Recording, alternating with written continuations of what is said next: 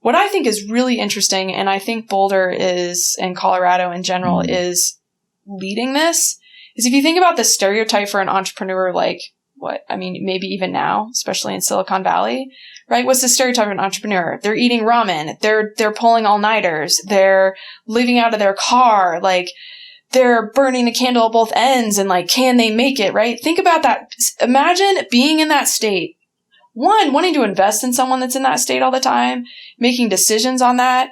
Like, that's not healthy for anyone. And, I don't know the statistics off the top of my head, but, the really unfortunate thing is that, entrepreneurs themselves have a higher suicide rate than any other, than just people in business.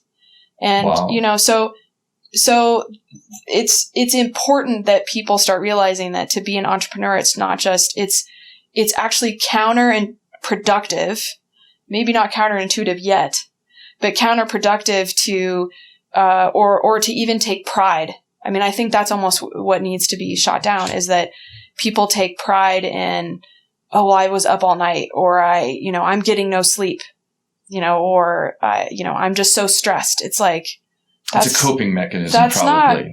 that's not good. That's bad. Like, you're not going to build a good company if you do that, and you're going to burn out. And you have to make space for your mental fitness and awareness and working on yourself just as much as, what's the next feature I build for my product, or how do I raise money? Right. Yeah, I was just listening. Elon Musk was talking about that he worked 7 days a week, and he was working 100-hour days when they were putting together PayPal and stuff. I mean, it's probably true.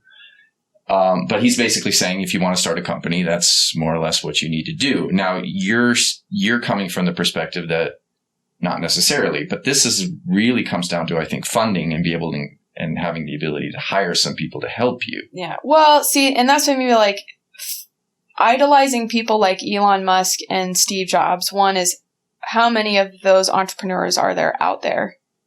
I think it's dangerous, because a lot of people will be like, well, I want to be like Elon Musk, or I want to be like Steve Jobs. Be like, first of all, you're not. I wasn't meaning to go there, but yeah. Yeah, but I mean, I think it's important. I see that all the time, where people are like, well, Steve Jobs did that. Like, he was a ass. And that's all you want to. and everyone knows that, but he still built a great company. And I'm like, yeah, but you're not him. He had his own ability to like inspire people. And, it's a well-known fact that he was a tough guy to work for, and congratulations on him, but it doesn't mean it gives you permission to work that way, or that you should work that way. Right. So the emotional intelligence, again, is going, how can I work to be successful? Great. If Elon, there's also, is it Tony Robbins swears by jumping in an ice cold pool every morning and not drinking caffeine and, eating coconut oil. Great. Tim Ferriss has his own stuff. Steve Jobs, right. Everyone has their own ritual. I think what people should be taking away is that they figured out what was successful for them, not that you can be successful that way. I mean, we know that there are people out there that can run on 3 to 4 hours of sleep, because if they look at them, they fall into a really deep state of sleep that the rest of us will never biologically be able to accomplish. Mm-hmm. It doesn't mean that I can find a way to only sleep 4 hours and work 100. Like, can't do it. So I will never run that way, but it doesn't mean I can't start a company. Right. So I think you have to be, so the whole statistic, you got to be careful what you start making correlations with. And not, templates, no. But I think it's a common problem that when you're starting an operation, you don't have the funding, and you're sort of a one-man shop at the very beginning. You're doing every role in the company at the very beginning. So how do you go from that state, since you have all this experience here at Boomtown, how do you go from the state of being that sole entrepreneur with the vision and then doing everything to, how do I sell the idea? How do I get the funding so that I can hire people to help me with this? So I don't have to follow the Elon Musk model, for example. Because if you're not able to do that, you kind of have to do everything for a while until you can create that product that's going to start bringing in that money. Well, I don't think you have to do it by yourself. I mean, something that's amazing about the Boulder community is you build a community around you, and people want to help so much. I mean, right? We have 200 to 300 mentors that just want to help companies. They come here because they love the Boomtown environment to get the opportunity to do that.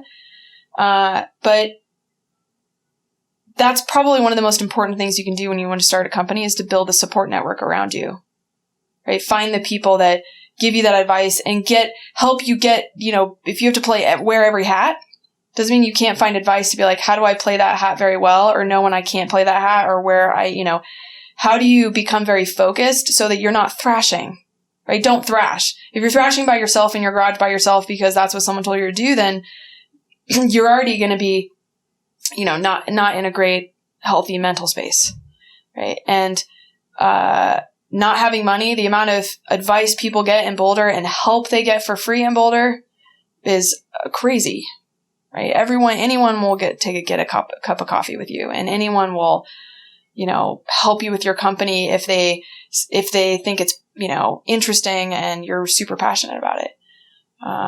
So, maybe that's the fallacy, is that you are by yourself. Now you're ultimately responsible. You can't get rid of the responsibility piece. Right. But you can't play the victim back to the it's all on you, but there are so many, if you're not asking for help, then there's where you're already playing, right, the victim. If you're not finding, the law firm or, the friend who knows accounting or a developer, someone's like, hey, like, what would it take for you to help me do this little thing? Or could you just show me this? Or can I exchange, can I buy you a cup of coffee for your advice? Right? If there's so much support available, to people starting companies, and